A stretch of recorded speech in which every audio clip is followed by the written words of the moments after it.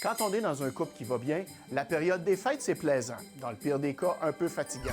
Si votre barque conjugale prenait déjà l'eau, la période de Noël, ça peut être la goutte qui va la faire déborder. En tout cas, les avocats sont dans le jus en janvier. Ça va ressembler à quoi, là, votre entrée au bureau lundi? Je ne sais pas. On va voir. Les Britanniques appellent ça Divorce Day. On s'y attend que les gens vont nous contacter. On verra. On va gérer un appel à la fois. Si elles n'ont pas quitté au début décembre, elles vont essayer d'attendre après les fêtes pour mettre fin à la relation. Pourquoi? Ben, celles qui ont des enfants, elles ne veulent pas briser le Noël des enfants.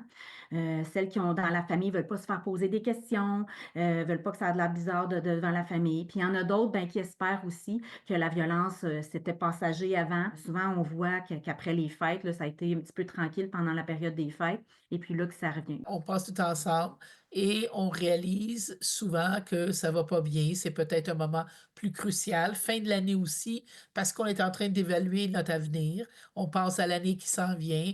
Puis souvent aussi, c'est si les familles ont des disputes entre elles et c'est le temps que la famille a passé du temps ensemble, ça aussi, ça peut provoquer ou donner le dernier clou là, dans le cercueil de la relation. Étant donné que les gens se marient beaucoup moins qu'avant, le divorce, c'est un phénomène social qui est en recul. Par exemple, en 1995, on comptait 14 personnes divorcées par 1000 personnes mariées. 25 ans plus tard, en 2020, le taux était tombé à 8 personnes divorcées pour 1000 personnes mariées.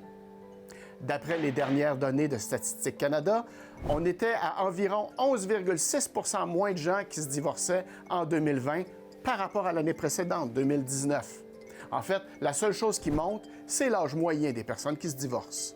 Les gens qui sont dans la soixantaine et plus, qui vont quand même demander le divorce parce qu'ils ne veulent pas être malheureux pour le temps qu'il leur reste. Mais ils appellent ça aux États-Unis the Grey Divorces. Être en couple une seule avec la même personne toute notre vie, c'est quand même quelque chose. Heureusement qu'il y a des alternatives économiques parce que Maître Sylvie Schirm nous dit qu'un avocat en droit familial, c'est au moins 200 $ de l'heure. Je sais qu'il y a beaucoup de femmes là, qui hésitent à quitter la violence parce qu'ils se disent donc ça coûte cher. On sait, janvier, février, c'est des mois financiers qui c'est difficile. On entend là, les logements, ça coûte cher, l'épicerie, ça coûte cher, tout coûte cher. On sait que les gens sont endettés. Souvent, c'est un frein aux femmes à mettre fin à leur relation.